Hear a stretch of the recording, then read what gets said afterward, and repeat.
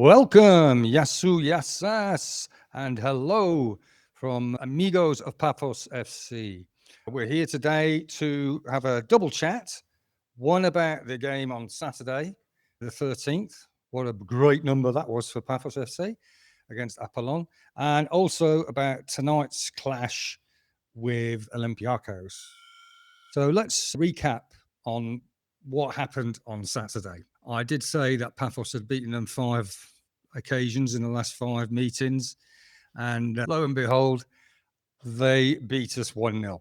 The first half was very scrappy, very restrained. Pafos didn't play like they normally play, I must admit. And I can only presume that's down to the Apollon manager's tactics. Well done. I think they were playing 5 at the back, and Pafos always seem to struggle when they're playing against teams with 5 or more players at the back in defence.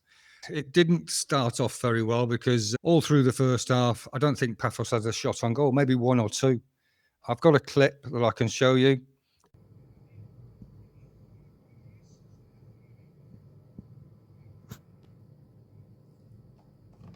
What happened with Lucasen, second yellow offence, red card for the foul. And I don't know what he was thinking about, to be honest.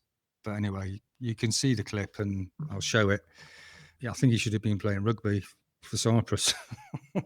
But anyway, so we were a man down. On came David Luiz. And boy, what a different player he is compared to the ones that were on the field that night. Unbelievable. You could just see the way he handled the ball, the way he sprayed the passes around. Different quality of player, and what a buy for Pafos. I tell you now, he is going to be awesome, absolutely awesome for us. We did lose Tankovic to ammonia in the late knockings of the transfer window, and I honestly think that he was sorely missed in midfield. We didn't have much bite in midfield at all, and it showed. Pepe just wasn't being his usual genius self with the ball. It was all a bit rushed, and it was reflected. Second half, we did come out stronger. We did play better. We did make substitutions. Jar Jar came on. Quinar came on. And yes, they did make a big difference. But credit where credit's due. The Apollon goalkeeper played pretty well and kept everything out. Everything out. The referee, on the other hand, what a shocking game he had in the second half. Oh, my goodness. I think it was something like 28 cards dished out. 3 reds, 2 to the bench, 1 to the bench, and 1 on each team. So not a good day for the referee. I don't think he had control of the game at all in the second half.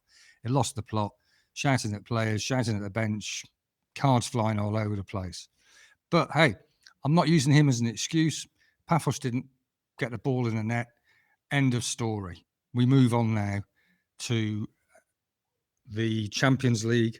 Panathinaikos kick-off 7:45 p.m. tonight. It literally is David versus Goliath.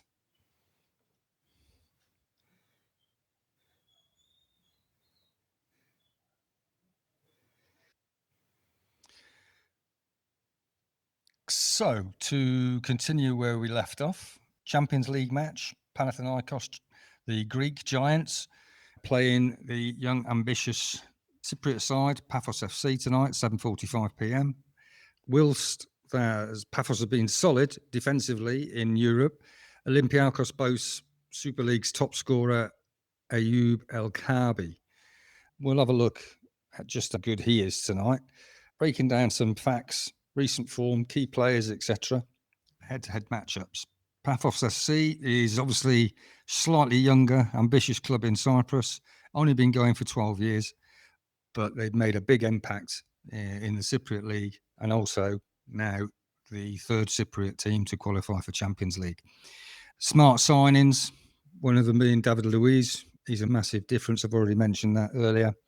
The fan base is growing every week, and Olympiakos is dominant in the Greek Super League, dozens of league titles, regular Champions League appearances, massive fan base, and one of the strongest infrastructures in Greece. Now, Ayoub El Kaabi was the 24-25 Super League top scorer with 18 goals for Panathinaikos, underlining the threat in their forward line that Pafos need to address tonight. Pafos Champions League qualifying campaign obviously was built on solid defence, conceding just 0.5 goals per game overall, which is quite impressive for a club with their standing and no European pedigree. Other players to watch then from Olympiakos. Rodinei is a leader in assists and provides width and service.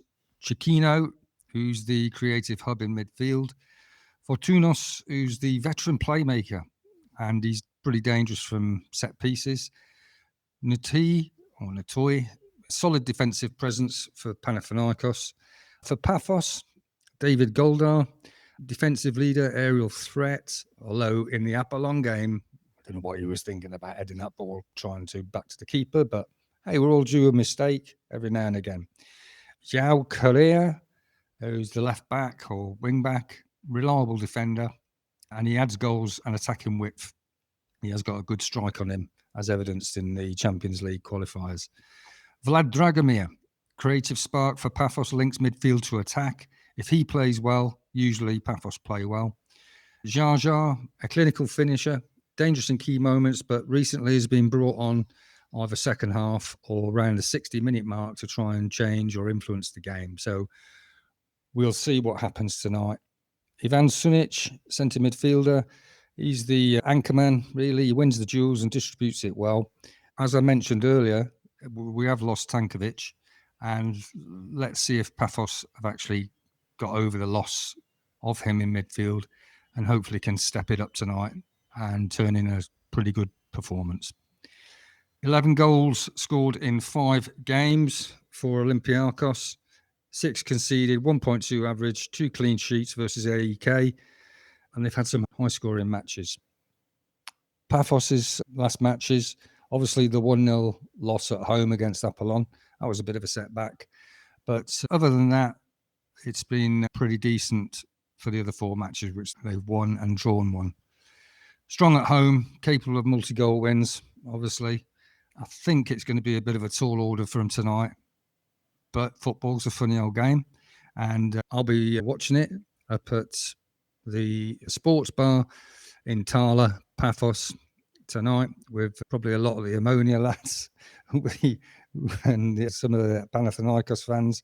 I've no doubt there'll be a lot of us in there tonight, and it'll be a great atmosphere. So if you feel like coming down to watch the footy at Antonis' Sports Bar in Tala, opposite Stephanie Hill, feel free to pop in and have a beer. You'll see me in there, and there'll be plenty of others supporting Pafos and creating a great atmosphere. So there you have it. That's the deep dive into Pafos FC versus Olympiakos for today.